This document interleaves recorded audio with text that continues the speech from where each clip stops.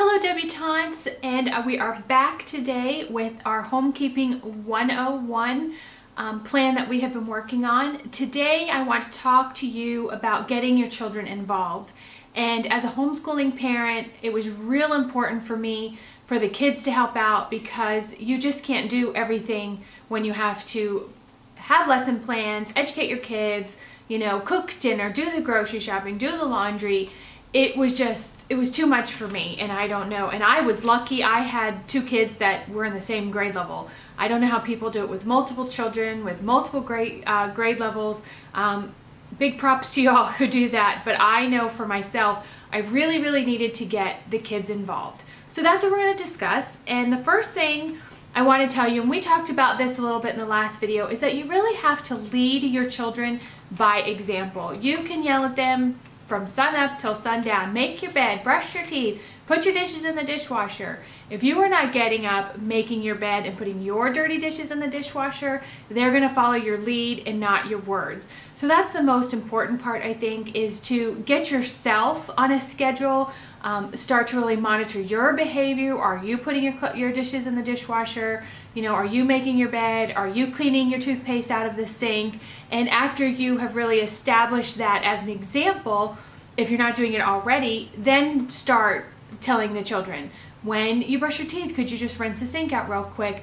And obviously the age of your children will depend on how much work you give them or how you incorporate them. And that's really the next thing is, when you have children who can read, you can obviously make their own little index cards out with, and I would put one job per card for children. So if you want them to make your bed, I would just write make your bed, a daily card, and that would be it, so that each job has a card and they know when they finish that card, they can then move it over to however you've established. If you want a card file or something like that. I actually used foam core board, and I decorated it to match each child's room, and then I put little things on there that would hold the cards. I actually made little envelope type things, but you can do whatever you want. And just so you have the to-do cards on one side and the done cards on the other. And I did have a daily and a weekly spot on their board,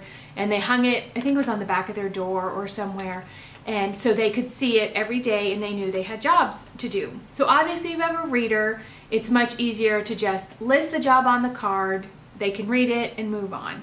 If you don't have a reader, if you have a preschooler that you really want to, have them pick up his toys, put the pillows on the bed, any types of jobs that you feel they can do for their age, and you can look that up on Google, best jobs for whatever age group.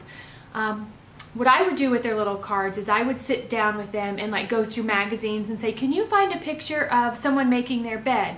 Can you find a picture of someone picking up their toys? Things like that, and then cut that picture out and paste it to the card so they have a visual picture of what they need to do. Now, of course, if you can't find pictures in magazines, which I may be the last holdout, and I buy magazines and I subscribe to magazines because I love them, but obviously you can do a Google search for images and just print them up, cut them out, and put them on their card. Now, obviously, you're not going to make the cards and they're automatically going to just go through their cards every day and do the job. You're going to need to say, honey, did you look at your cards? Well, let's look at them together and go through and see what we can get done. And this is how I taught my children how to clean things that I wanted clean. I would go into, let's say we're going to clean the bathroom, and I would have them with me and I would show them exactly how I wanted something done. So let's say I would clean half the bathtub, and I would show them, this is what I want you to do, this is how I want it done, this is the best way to have it done. I would clean half, and then I would let them clean the other half, and then I could correct, well, did you see that spot? And I would continue to do this with them until I felt they had really mastered that chore. And still, you have to really lower your expectations and lower, they can't do it the way you want it done all the time, because they're kids and they're gonna, rush through and do those types of things. That's just the nature of a child. But do you want it done, or do you want to micromanage and it be just the way you want it done? I say clean is clean, and they need to learn responsibility for that chore. So that's how I went about, teaching my children. And I tell people all the time that my kids were doing their own laundry as soon as they could reach the buttons on the washing machine, and I got them wearing a stool. I just think it's super important that they know how to wash their own clothes, that they look after their own clothes. Obviously, I needed that help, homeschooling and all of those types of things. And it was their responsibility to make sure that their clothes were clean. And if their clothes weren't clean, they wore dirty clothes. I'm sorry, I was not going to go back after them after they had mastered this chore and do it for them. I mean, if they had someplace they needed to go and they would call and say, Mom, I need dress pants for whatever, then of course I would wash them. But just, on a daily basis, I don't have any clean underwear. Well, turn them inside out because you didn't do your laundry. And then once Maureen started to do her laundry, she is very picky. No one does laundry like Maureen does. She is very precise. Her daddy put her favorite sweater in the wash and in the dryer, and I think she may have been 8 or 9 years old, and she still talks about it, how daddy ruined her favorite sweater. So it does become a point of pride with your kids once you've given them those chores.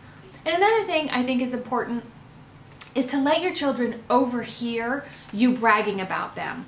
Oh, my son, he did the best job cleaning the bathroom. He doesn't have to be in the room, but if he's about, playing, talking with his friends, say it loud enough so he can hear you, so that they know that you're proud of them and that you're bragging on them and what a great job they have done. I just think that is really important to make sure, that positive reinforcement, so that they want to help you. They want to do, well, I don't know if anybody ever wants to do chores, but at least it gives them a little bit more motivation. And I have heard people say that if you have a picky eater in your household, if you allow them to help you cook and give them chores to do, they are more likely to eat some of those foods that they may not have eaten if they didn't have a hand in preparing them. So those are just different ideas on how to get your children involved. I have to say, the one thing that I read in the S.H.E books is her and her sister, the two sisters, had a house fairy. They would dress up in these crazy costumes, and you never knew when it was going to be, and one sister would just show up at the other sister's house dressed up like the cleaning fairy, and they would come in and say, if all of your chores are done and if your room is clean, then you will get a special treat. And the kids never knew when the house cleaning fairy was going to show up. So it was a motivation for them to keep their rooms clean, or whatever the criteria was that the house fairy was checking. And then if those chores were done, they had a special treat, like they would go out to ice cream or they would get to go to a movie.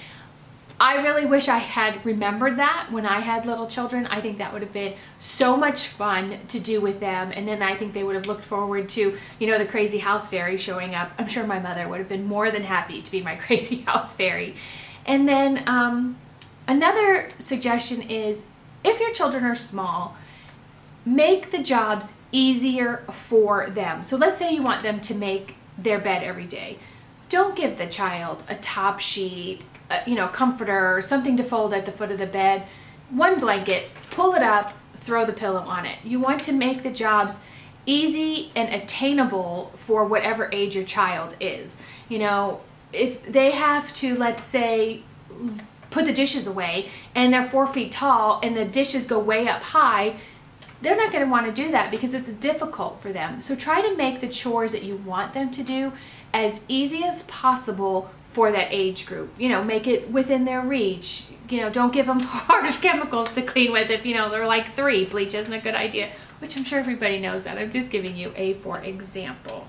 And then another thing, which I actually read on Pinterest, and I think this is a brilliant idea, and you can find all kinds of cute things on Pinterest for this, is to have like a mom's box. And you tell the kids, okay, in 20 minutes, I'm gonna walk around, and if anything's left out, it becomes mine. And then once the mom has a hold of it, they have to, like, she holds it for ransom, and then they have to do a chore in order to get that item back, which is obviously encourages them to keep their stuff clean and organized, and mom gets extra chores done out of them if they forget. So like I said, Pinterest has amazing ideas on how to go about the mom's, found box. So I'm just looking here, just a few other things. I always told people, I'm not raising children, I'm raising adults. I want my kids, when they become adults, to be able to survive in the real world. I want them to know how to access their bank account, how to balance a checkbook, how to pay their bills, what interest rates look like, how to wash their clothes, how to read labels so they know that they don't ruin their clothing. I wanted them to know how to cook a meal. To me, those life skills were very important, and lucky for us, we were able to incorporate them in our homeschooling. I just think a lot of kids today are just so sheltered. They're not allowed to use a knife. They're not allowed to do anything. That's ridiculous. I'm sorry. Your children need to have life skills because they're not going to be children forever. They're going to be adults. And if they move out now, all of a sudden, they don't know how to pay a bill. They don't know how to cook a meal. Guess where they're coming? They're coming back to you.